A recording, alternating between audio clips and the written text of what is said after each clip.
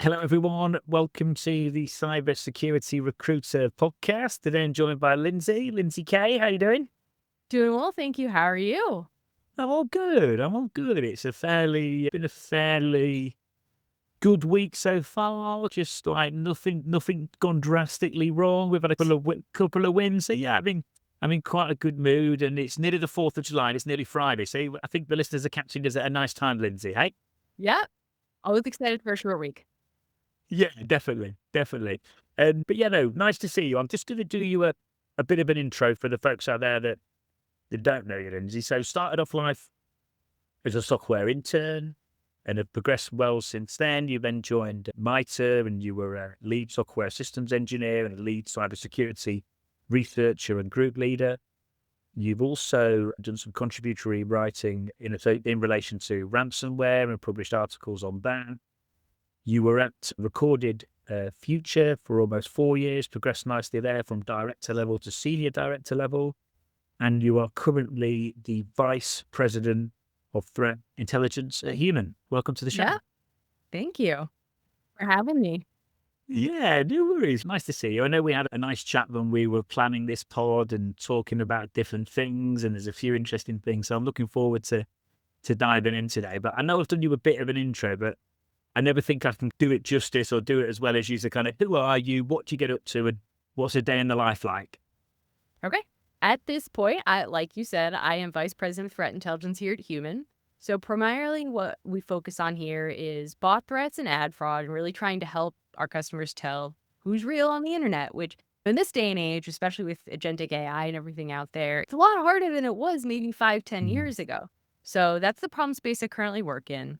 By trade, I'm a malware analyst. So you talked a little bit about some of my career, and you can see that I started from the bottom in more of a software engineering role and transitioned into cybersecurity. But my passion is for malware analysis, reverse engineering.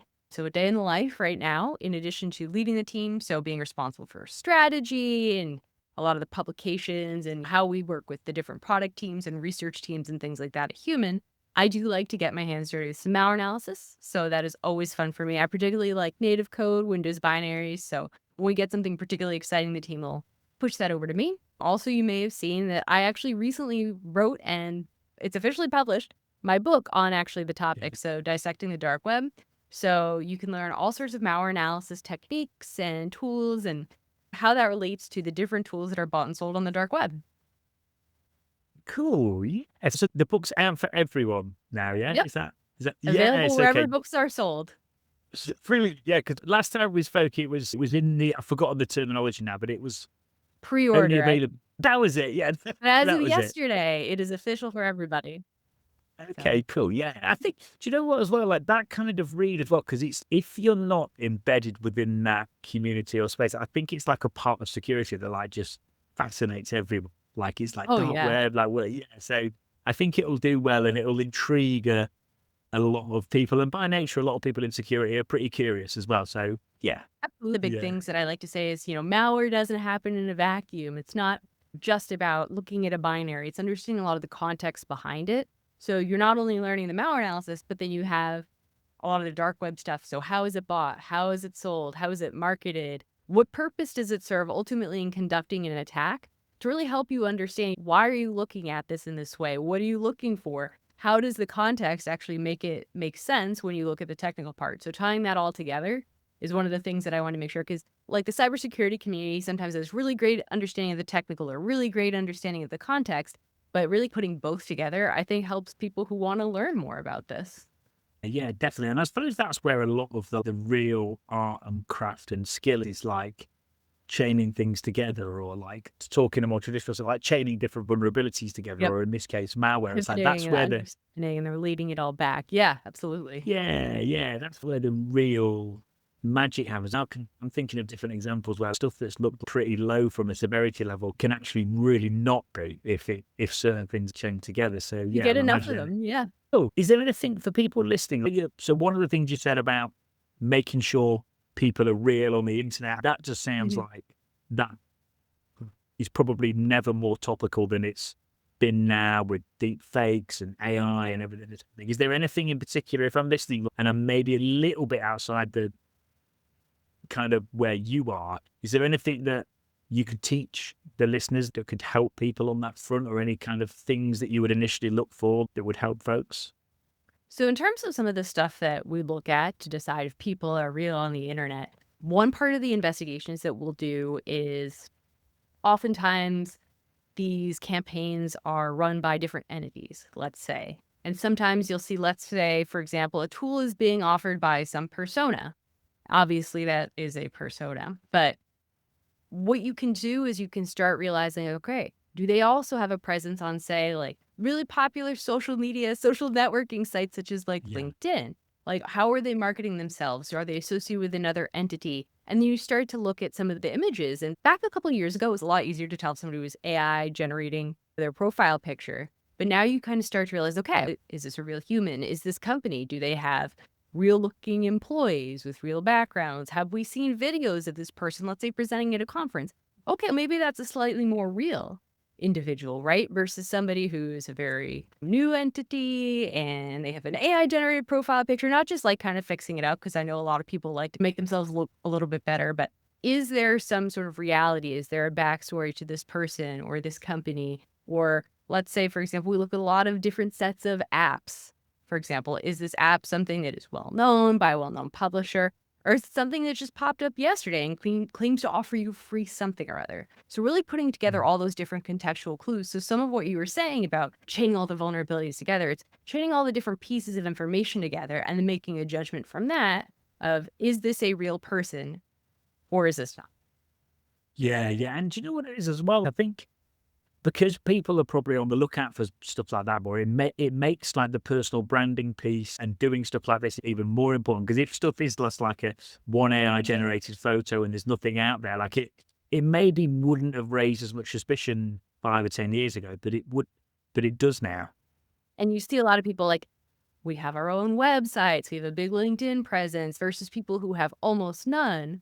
And the profile popped up yesterday and they have no friends. It's, oh, I remember that show Catfish. I don't know if you've ever watched that, but a lot of Yeah. those clues, it was always fun to see how they picked out if someone was real or not. So translating some of those skills into the cybersecurity world, because like I said, it's not just about the actual malware, right? It's about the entities behind it when you have to start figuring out how are they monetizing this? Because a lot of cyber criminals, really, their goal is to make money. And then how does that relate to the different aspects of the actual technical threat you'd expect to see? How many of these malicious apps or malicious tools are out there? And then is this part of something bigger? Is this related to another entity or another threat from not just the technical, but the contextual level? So you start to piece all these pieces together, go back and forth between the context and the actual malware itself to start eking out what is the breadth of this campaign? How does it work? Yeah, yeah. Okay, Lindsay. Cool. And is there certain common things in relation to the I suppose there is these different types of the malware that are common to different groups, or different types of attacks, or different things you're seeing like on a repeat basis in terms of the type of attack vectors and stuff like that could help folks? So a lot of what we look at is very specific to, like I said, advertising fraud and agentic AI. But one of the things that I think is particularly interesting to talk about is a lot of people talk so much about AI, like this new TTP. And what we're seeing, at least at this point in time, is that it's more of a way to augment and make more scalable and easier a lot of the common threats that we see. So, for example, everybody understands carding, people understand ATO, people understand scalping. But what we've seen is instead of having some new AI TTP, it's, oh, okay, making a scalping campaign that uses something like Comet Browser or carding that's conducted via one of these agentic browsers instead of a human. And I think that's one of those things that we've started to see a lot more of. Obviously, the threat landscape has evolved very significantly over even the past year or two. And maybe eventually we'll start to see AI as a new TTP. But right now, I think that's one of the things that's particularly interesting is seeing it as an augmenter and a scalability tool versus its own separate category. Yeah. Okay. So when you say scale, so everything is being mass amounts of targets are being looked at in a very short space of time, and they're probably just picking off targets with particularly weak security postures, or am I not right about that? So I think the way to think about it is there were things in the past that would take a lot of time. So, for example, generating phishing websites. So if you're trying to Yeah. impersonate, let's say, a particular website, and then that website makes updates, or you need to have several ones of them, being able to do that as a human is something that takes a whole lot of time. So on that content generation, that was one of the first use cases that we saw people largely using AI. So phishing websites, messages, any sort of, we had a research piece that came out last year on fake songs or AI generated songs to get listens that weren't actually happening. So a lot of that, something where it's, for example, if you had to go record a lot of these songs or things like that, that would take you so much time. So instead of having to, let's say, have yourself spend hours or have a team of people, now you can have AI just generate you, give me 200 songs that sound like tech, or give me, 50 phishing pages and make sure that they're current against their real counterparts. So it makes things like that so much easier and quicker. So now you're not spending time doing that. You're spending time actually doing your cyber attacks or committing your own types of fraud. I think that's one of the big. Yeah. Yeah. Okay, cool. Yeah. I've actually, phishing emails have got so scarily good, haven't they? Like, They there's just absolutely been are. like, yeah, the old training used to be like, oh yeah, if the grammar's wrong or the spelling's wrong, Yeah. just look at it. Now it's like, whoa, things have leveled up a bit. Yeah, and they look so much more authentic, right? Because now they can very easily fix my grammar, make it Yeah. sound in this sort of tone, make it look exactly like a real email from whatever company they're impersonating, which is very scary. You're totally Yeah. right. So, Yeah. Yeah. No, it is. And yeah, so basically just anything that would have taken a while before is just really not anymore. So things like that, they're just able to basically bring to market, for want of a better phrase. They can just bring that to market really quick. So, but they're not necessarily hitting. It's not necessarily hitting people with weak security postures. Then it's just going. It's just going to everyone at scale and just picking targets randomly. I Would think you say? so. A lot of the AI models aren't really supposed to allow you to do anything bad with them, right? But as Yeah. you've seen with things like prompt flux and prompt steal, which Google covered, I believe, last year, and other different types of software, people are able to trick or convince or like circumvent a lot of the rules that these AIs have in place. So you could certainly see an example where if you wanted to just scan a bunch of different sites for vulnerabilities, instead of having to get your own tool, spin it up, have your Mm. infrastructure, make it go, you could certainly see a situation where somebody might be able to convince either one of these AI tools, the legitimate ones, or one of the ones where all the rules are taken away to go do that for them. And then obviously you don't Yeah. necessarily need nearly as much skill or knowledge. You just tell it to go do, and then it comes back with the results, which is entirely scary for many of the organizations out there who are like, "Oh my god, now it makes it so much easier for them to find vulnerabilities in our stuff." So a lot of the things that we talk about, like patching and making sure you update everything, making sure that you have good passwords and security controls in place are even more important. Yeah, and also it's democratizing things for attackers as well. Like Yep. anyone say maybe like an APT or a nation state, what they were doing years and someone can just do that from their bedroom now, which is scary. Yeah.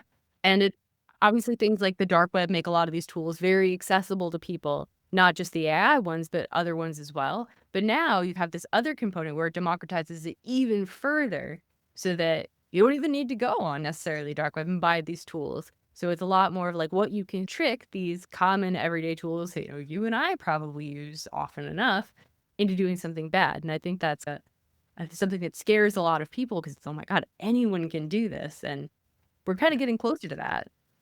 Yeah, yeah, we are. And like when people worry, Lindsay, about AI and stuff like that, I always think about what we've just described there with like the black hat or the hacker world getting democratized and the attack surface getting way bigger because of AI and everything. And I always think, surely we're all just going to get busier and busier. I don't think anyone needs to worry about anything. We are Sh- all going to get a lot busier, and I think but think right so. now, at least one of the comforting things, like I said, is that these aren't necessarily new attacks that it's coming up with from its mind, right? So it's things that we know and we love, a lot of the things that we're used to, right?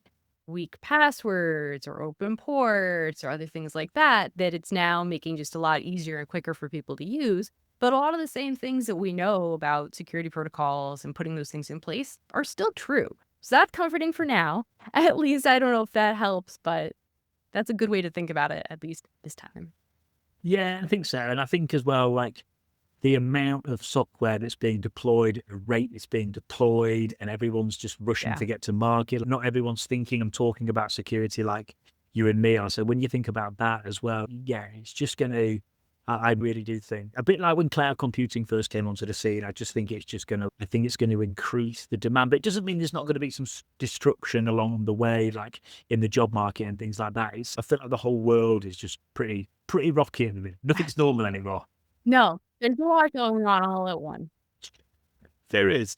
And I want to talk a bit about, you've got up to VP level, and there'll be other people listening at that kind of level. There'll be plenty of people listening that want to know how to get there, or is there anything you know now that you wish you knew 4 or 5 years ago? Is there anything that you think's helped you progress to the level you've got to where maybe others didn't, that could help folks listening? Any tips or hints or hacks or advice?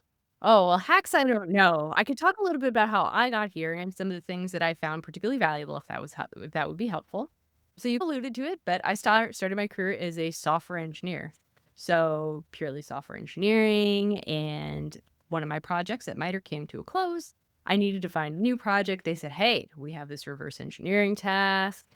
Would you like to do it? Are you willing to learn? Because they were like, well, there's not really a lot of people who really have the skill set right now who are available. Could you learn? I'm like, yeah, I want to learn. So first thing is openness to learning. Don't be afraid to learn something new. And like, you will certainly fail. So somebody gave me a chance, and the way that it started was I would watch him do the reverse engineering, and then he would eventually sit over my shoulder and watch me do the reverse engineering. And soon it was fly free, go and do your RE on your own. And it turned out that I really loved it.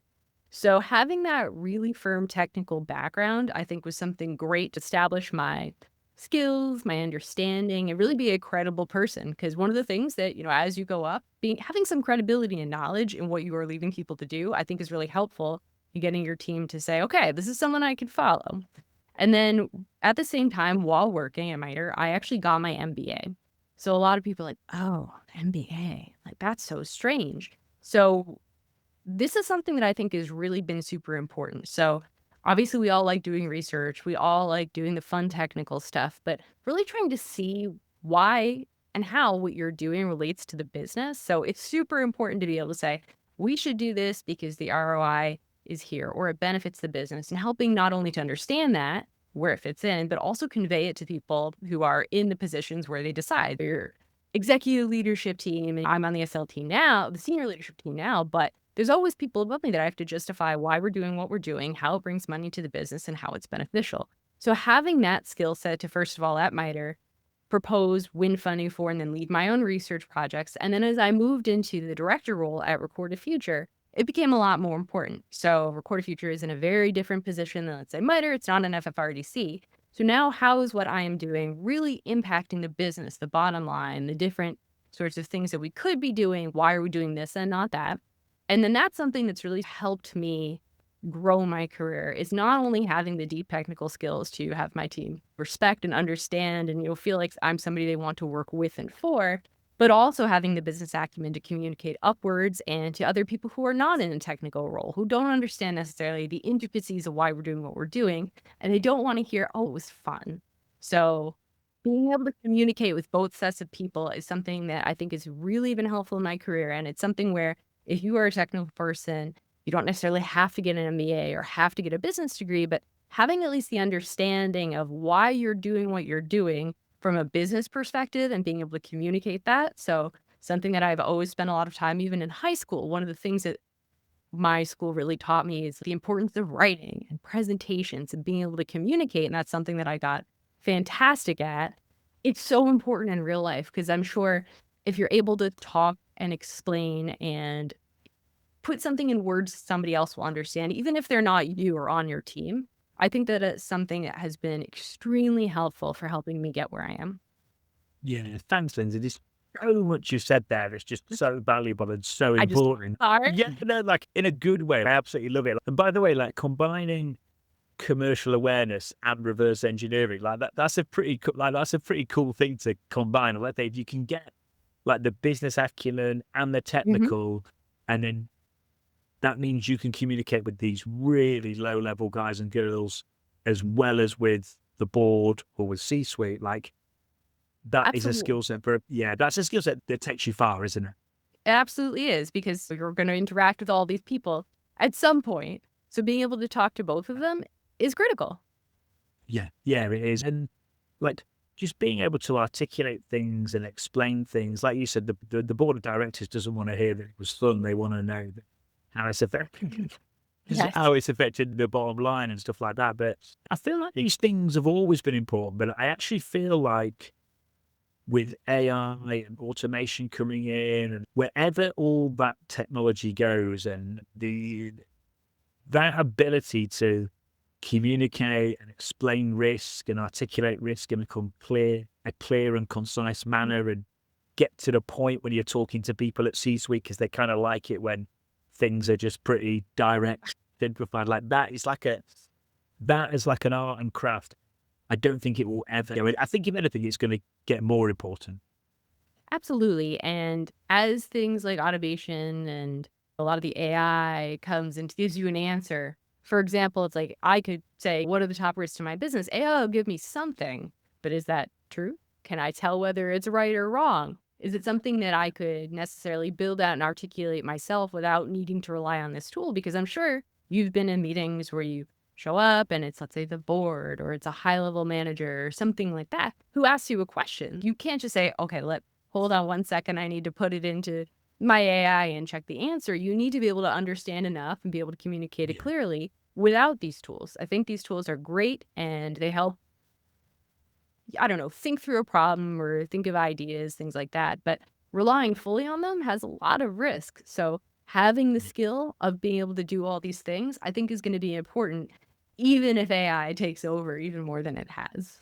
Yeah, you're right. Because when it hallucinates as well, it's always so sure of itself. Like when I asked it, and then you correct it, and it's like, yeah, no, you're right, I was wrong. And it's like, why were you so sure of yourself? So you're right. You need to know what you're on about still. Absolutely. Yeah. It's important. So you was at MIT, and so that was still in a busy time then. So that was a full-time position as well as doing the MBA. Yeah. It was. And it was something where you time box things. So you do your hours for work and then you go to the gym and then you have dinner. And then it's like you make time for classwork or homework or meetings with your team or things like that. So it was aggressive and it wasn't necessarily easy. It was very busy, but time boxing it as best as I could was something that I really had to do. And it was important enough to me to be able to do that and pursue that. It was like, okay, I don't have the time for it. I make the time for the things that are important. And this is one of them. Yeah. It was an intense period, but it was worth it. It definitely was. And you come out the other side and you're like, that was great. And then you just forget all the pain. So.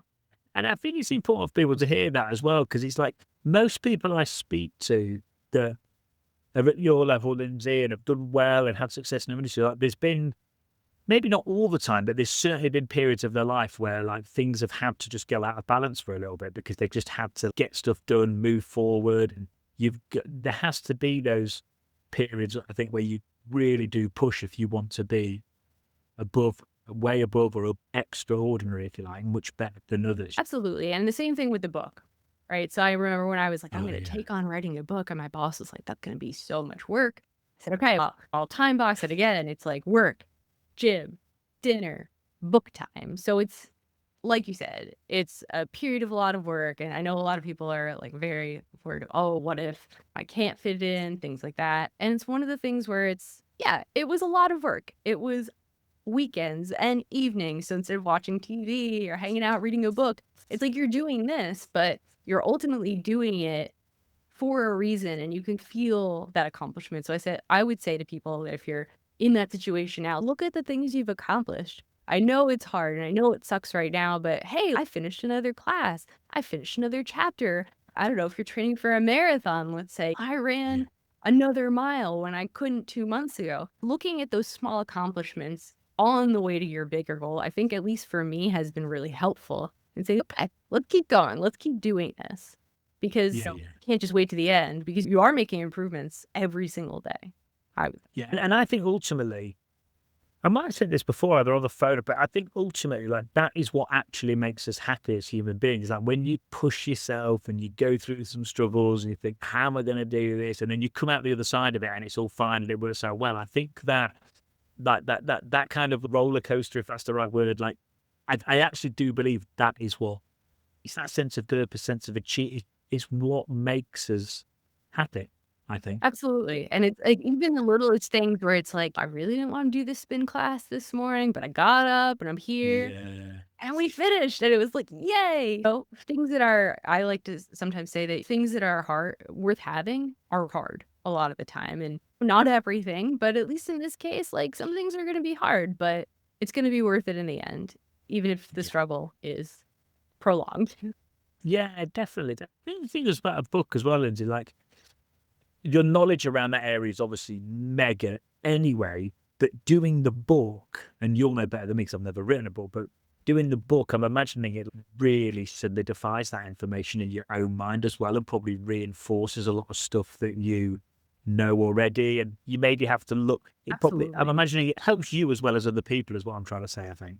Yeah. And it's one of the things where it's, oh, okay. So how would I explain this? And then, okay, if I have to Yeah. explain this to someone else, I have to understand it even better. And it's like, oh, I found out some things that maybe I understood, but not nearly as well as now that I have to say, okay, so this is exactly how this works at the very low level, technical level, to explain it to someone else, because I'm sure you've explained things to people in the past, but if you don't understand it way better, they'll struggle with that. So I learned a lot of new things and I learned a lot Yeah. about how to do reverse engineering at a new level on certain things that I'd looked at in the past. And I was like, okay, yeah, like I get it. But now really having to dig in and say exactly why is this the case? Huh, okay, let me get there.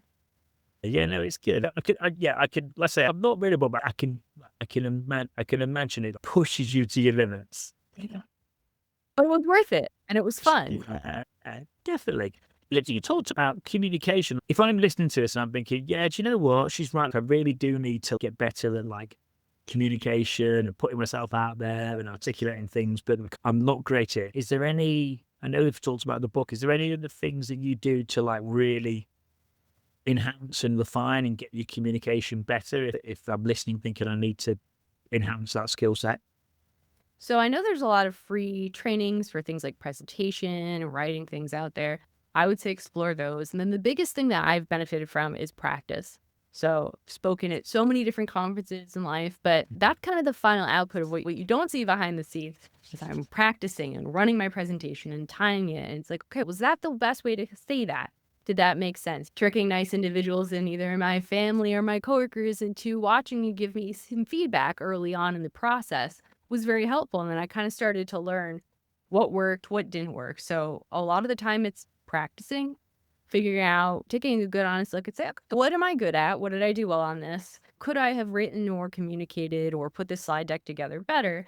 But ultimately, it comes down to doing it so many times. And I know you might feel very silly, for example, like speaking as if to a stage to your monitor, right? But it gives you the chance to build the confidence to figure out how you want to say things, what works and what doesn't. And then ultimately, when you get on the stage, it's the nerves kind of go away because you've done this so many times that it's almost choreographed. Yeah, yeah, it did, and it's so true. When I started the pod, I basically what happened was one night I accidentally clicked something on LinkedIn, which was a LinkedIn Live, and it clicked it and it posted it. Genuinely didn't even mean to do it, and it posted it. I was like, well, I said it now, so I'm going to have to do this solo LinkedIn Live. And I can remember, like, for an hour before I couldn't work, my palms were sweating, and then afterwards I was so relieved, so I had to go for a walk for about an hour. So I ended up losing pretty much half a day. Then I had to record for an hour. So I pretty much lost half a day and I was like, wow. And the recording, like I've listened back to it, said like I was all over the place. I was stuttering and it's the first time you do anything, unless you are like very, very lucky. Like the first time you do something, like probably not that good at like the first time you do a web app pen test, if you're a pen With tester or like, everything. Yeah. yeah, like triage some alerts as a SOC analyst, like you're just probably not going to be good. So the practice thing is just, you've just got to go through that, like anything in life, you've got to go through that pain barrier. And a lot of people they go to technical conferences or they see presentations. And what you're seeing is people who have many years, first of all, of reverse Yeah. engineering or presenting or research or whatever it is. You're not seeing all the times that they struggled or they failed at things. So, for example, one of the first things that I have really struggled with in reverse engineering is, are you familiar with the linked list, the structure, at least basically? The first time I saw a linked list when I was reverse engineering something, I was like, what is this? I don't understand it. It's weird. It's like it goes in this weird circle. And then I asked the person who really taught me to do version, I was like, what is this thing? What is going on? And he's like, oh, that's a linked list. But you know what? You never forget those sorts of things. So I learned Yeah. so many different things from failures, from poring over this one thing or staring at this piece of code. I'm like, what am I doing wrong in life? And nobody sees those things. So a lot of the time they'll see, I'm talking on your podcast. I'm at a conference. I wrote this research report of this reverse engineering. I wrote a book. But what they're not seeing is all the nights where I sat there staring Yeah. at this ransomware saying, okay, how do I get this into a place where I can explain it or get the right photo or debug it correctly? How they don't see the hours of practice for the presentation, things like that. So a lot of that is going behind the scenes. And I would say the first time, like you said, you won't get it right. And then you're several hundred Mm. episodes in now, and it's easy for you. So the more you Yeah. do it, it's like a muscle. The more you work it out, the more Yeah. you try. The more you try, things go well, or sometimes they don't go well. You learn from those things. It gets Yeah. easier, I promise. Yeah, no, definitely. And for anyone like listening, go back and look at the first. I don't know if there's anything out there for the first thing you put out into that's not Oh, great. Maybe there is, maybe there isn't. But if you go yeah. back and look at the first stuff I put out there, like I look back at it, like, but I really like to keep all that stuff up there as well because it's Mhm. nice to see the journey and for other people to see it. But yeah, it's like it's so hard of us. And social media has this way of like making everything look perfect. And one thing I've learned since the pod is that some of the things that I used to do that I thought I was a bit strange or I was a bit weird for doing it, and then you actually get talking to people, you're like, oh no, actually, like everyone's like that. It's actually pretty Yeah. normal. Wow. I mean, everybody struggles with some stage fright at some point in. Yeah, Wow. yeah, Yeah, it just yeah, makes it a lot more real when you see people actually talk about the things that didn't work out. So it's like, thank you so much for sharing about your first podcast, right? And I'm yeah, happy to talk to people about how did I get to here? It wasn't just I was born and suddenly an expert at reverse engineering, right? You learn and you try yeah. and you struggle and you fail and then eventually you succeed. Yeah, you've talked about the mentor, your mentor. That's a pattern I see with successful folks in security is the mentoring piece. You met him through that was at MIT, that was in the work. You met him through work. Yeah. Yeah, and it was Yeah. somebody who ran a project who'd been doing this for 30 years, and that's another person I was like, "Wow, will I ever be that good? Will I ever" I think one of the first conferences I went to was Recon. It's like, "Will I ever be on the Recon stage? Will I be as good as these people?" And eventually, you get there. I think it was 5 or 6 years later, I was on the stage at Recon.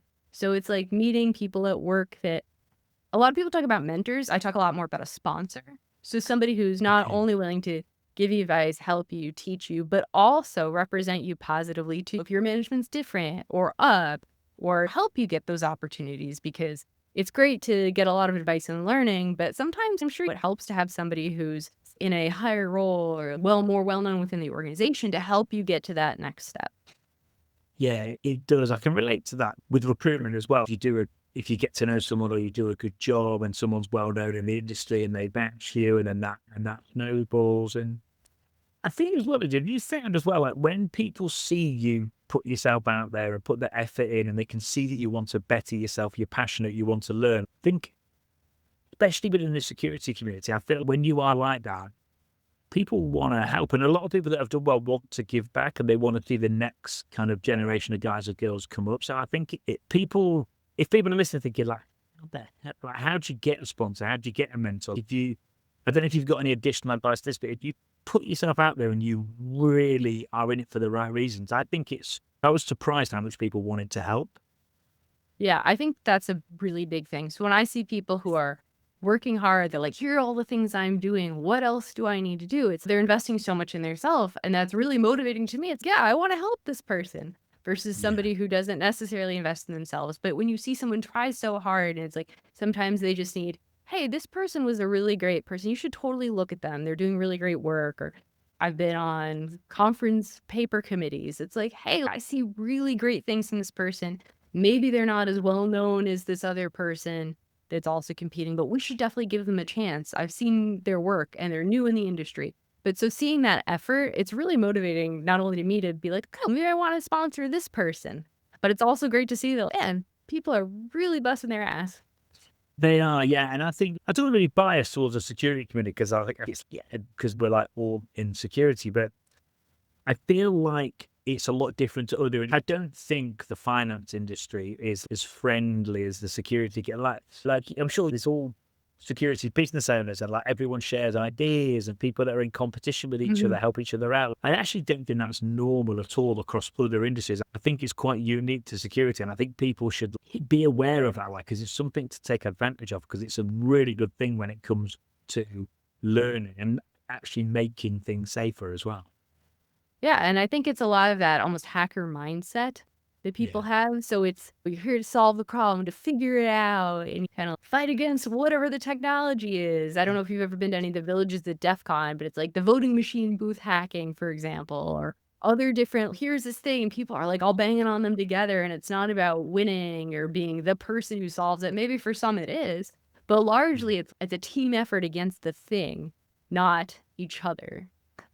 Yeah, yeah, definitely. No, it's cool. It's cool. So, Lindsay, what's on the horizon? You've got books out. You've got talks coming up. Yeah, talks. Of course. Yes, I believe so. Yeah. Cool. Um, have some talks coming up. Obviously, maybe there will be another book. I don't know yet. I haven't committed to Okay. anything, but yeah, like I said, continue learning, continue to better myself because I'm never going to stop either one of those things. I've never reached a point. I never plan to reach a point in my life where I'm like, you know what, I'm good now. I can just coast. So looking always for that next opportunity to learn my Yeah, life. I think that's good. I think when people do stop, I think that's sometimes where problems come in life. Like I've known people that have worked really hard and then they're tired and then they have problems. Whereas if you keep Mhm. going, I think it's really important. On the book, Lindsay, is there anything? I know you're probably going to say, Tom, you've got to read it. Stop asking. But is there anything, any little sneak previews of the book that you can give us now for the listeners? So I think a lot of people have talked a lot about the dark web and they talk a lot about it, but they don't really necessarily know what it is, or they've heard of it and they want to understand better. So I think this is a great primer almost on what the dark web is, what it's not, how it works, and then how it actually enables this larger cyber criminal economy that we're talking about. We were talking earlier about threat actors and the new TTPs and the things that they're all doing. So really the thing that underpins and makes that accessible and democratizes it for a certain group of people. I think Yeah. that is a great thing that you can learn in addition to the reverse engineering content, which we've already talked to that. So, Okay, cool, cool. And for the rest of it, you'll have to go and buy it. You have to go yes, read it. and let me know what you think when you read it, Tom. Yeah, I will do. I will do. Yeah, maybe I could do it. I could read it, and I can get it on audiobook as well. Yeah, I can I get it on don't believe audio. there's an audiobook. Okay, well, I'll have to read it. Maybe it'll be good for me to actually sit and read a book for once instead of cheating and listening to it on these. I hope you enjoyed it if you choose to, yes. Cool. Lindsay, the last question I always ask, it used to be which book has had the most positive impact, but it can be book, it can be content, it could be podcast. Is there anything that you've read over the years? And it can be security related, it doesn't have to be. Just anything that you've read that's made you the best version of yourself or a better version of yourself that's maybe helped your career, that could help other people listening? So I think one of the things that, at least if you boil some of these books down to a mantra, one of the books that I believe the company we had, a day where we had different activities, and it was called Will It Make the Boat Go Faster? So it's all about a team for the Olympics and whether they do or do not do something, it's will it make the boat go faster as they are rowing it? So trying to think about what you are doing. So maybe you don't have all the business acumen or experience or a lot of that communication stuff solidified, but things you can ask yourself of should I do or not do this as I'm leading my team, as I'm doing research? Will it make the proverbial boat go faster? Obviously, not all of us are sitting there rowing, but will it make whatever your job is more beneficial? Will it make the company more beneficial? So the book itself, I enjoyed, certainly. I just really like that mantra. Am I doing something that will better the business? Am I rowing in the right direction by doing whatever it is? And if I'm not, don't do it or you stop doing Yeah. it and you move on to something else. Do you know what? I think in today's world, I think that is just brilliant because there's never been more distractions. I notice it I'm sure you're the same. I've got people trying to sell me this piece of technology that's meant to make me Absolutely. better at this. And I'm sure you've got people trying to tell you stuff on email and LinkedIn and the phone all day, every day when you're at this more of a senior level. That's what tends to happen. But it's true because a lot of it you look at and you go, does it does it actually make any? And some of it does, but that is a great way to filter out the noise and stay productive. Yeah, absolutely. Cool. All right, Lindsay. Thanks. It's been good. You think we've done a good job? You think we've about nailed it? You think we've done okay? Yes, I think we are. Thank you so much again for having me. I really appreciated the time. It's been nice to see you, and there's been some good stuff in there. And yeah, thanks for your time as well.